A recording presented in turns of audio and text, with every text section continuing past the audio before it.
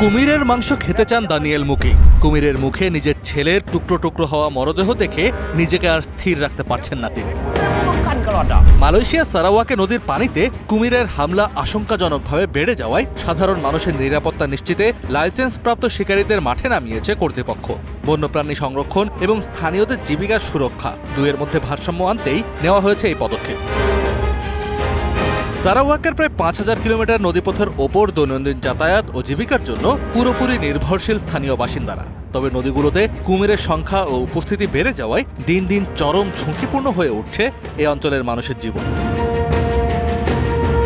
সম্প্রতি একটি গ্রামের ৩৮ বছর বয়সী এক যুবক নিকোলাস ড্যানিয়েল মাছ ধরতে গিয়ে নিখোঁজ হন। ৩ দিন পর তার খণ্ডিত মৃতদেহ উদ্ধার করা হয়। এই ঘটনার পর স্থানীয় আদিবাসী এবং শিকারীদের মধ্যে কুমির নিয়ে ক্ষোভ বেড়েছে। নিকোলাসের বাবা এবং ওই গ্রামের প্রধান ড্যানিয়েল মুকিং বলেন, পুরনো দিনে বয়স্করা বলতেন, কুমির যদি আমাদের বিরক্ত না করে তবে আমাদেরও তাদের বিরক্ত করা উচিত নয়। এটাই ছিল প্রথা। কিন্তু আমার ক্ষেত্রে এটি আমার সন্তানকে খেয়েছে, তাই একে হত্যা করার পুরো অধিকার আমার আছে। আমি পারলে এর মাংসও খেতে চাই। আমি এখনো এটি ধরতে পারিনি। যদি আমি এটি ধরতে পারি আমি অবশ্যই এর মাংস খাবো।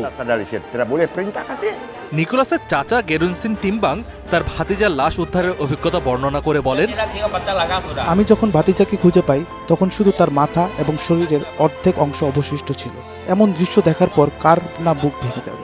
যদি আমার হাতে ক্ষমতা থাকতো আমি সব কুমির নিশ্চিহ্ন করে দিতাম। ২০২৪-২৫ সালে কেবল সারাওয়াতেই ৩৩টি কুমিরের হামলার ঘটনা ঘটেছে, যাতে প্রাণ হারিয়েছেন ২২ জন। আর চলতি ২০২৬ সালেও বেশ কয়েকটি প্রাণহানির ঘটনা রেকর্ড করা হয়েছে।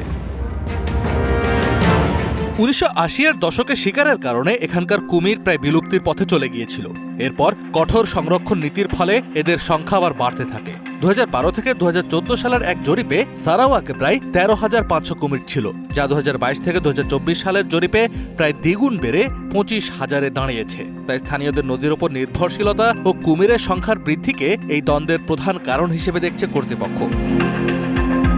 সারাওয়াকের প্রাকৃতিক সম্পদ ও নগর উন্নয়ন বিভাগের উপমন্ত্রী লেন তালিব সালেহ বলেন, এখানকার মানুষ জীবিকার জন্য নদীর উপর নির্ভরশীল। তাই বন্যপ্রাণীর সংরক্ষণের পাশাপাশি মানুষের জীবন বাঁচানো ও তাদের অর্থনৈতিক কর্মকাণ্ড চালিয়ে নেওয়ার মধ্যে ভারসাম্য বজায় রাখতে হবে।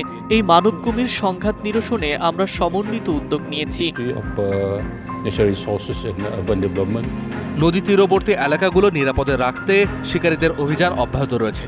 আর শিকার হওয়া কুমিরের মাংস এখন স্থান পাচ্ছে স্থানীয় রেস্তোরাঁগুলোর খাবারের মেনুতেও। কাজী নিশাদ, ডিবিসি নিউজ ডেস্ক।